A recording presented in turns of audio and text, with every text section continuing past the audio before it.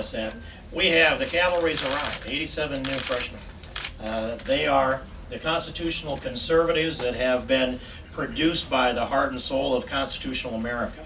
They're the fiscally responsible people as well, and they've arrived at just the time when we have seen a Congress that's spent way too much money, a president that's run us trillions of dollars into debt, and are just strong enough and bold enough to help us turn this thing back around to where it needs to be in the visions of our founding fathers. There's much to talk about with regard to whether it's $100 billion or something less than that within the CR that's coming up. We talk about the debt ceiling that comes up in a couple of months later. I have long argued the debt ceiling is not the pivotal vote that we're looking at. The CR is the pivotal vote that we're looking at.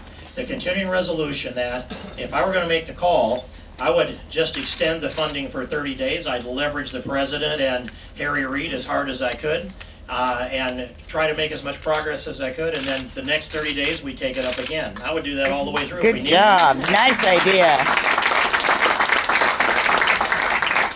And yet, it seems as though that decision may have been made to extend funding out to the end of the fiscal year, September 30th.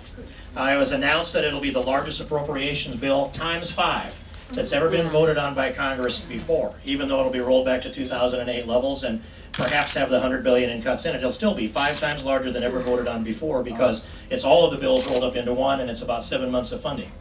I look at that and I think, all right, I can get my mind around that, but here's the most important pivotal component of the CR, and that is, will we shut off all funding to implement or enforce Obamacare? Will we get that done in the House? Yes. And if we get it done, that's the ground that we can choose this ground to fight on. And if we stand solid and stand firm, there's not a dime that can be spent by the federal government that the House doesn't approve.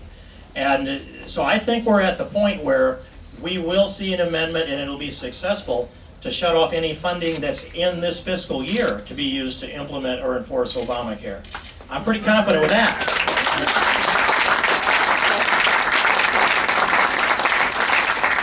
But those of you who know me know I'm not easily satisfied. And so here's the charge of the position that I have taken for some months now.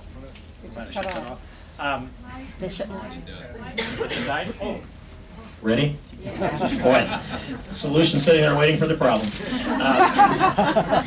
So, since December, when it became clear that when the CR was passed that funds the government till March 4th, I've taken this stand. It took me a couple weeks to get around to it, thanks to some help from some of you, that we must not only shut off all funding to implement or enforce Obamacare for the rest of this fiscal year, but we should follow the model of the funding that shut off, the appropriations bill that shut off the funding in the Vietnam War.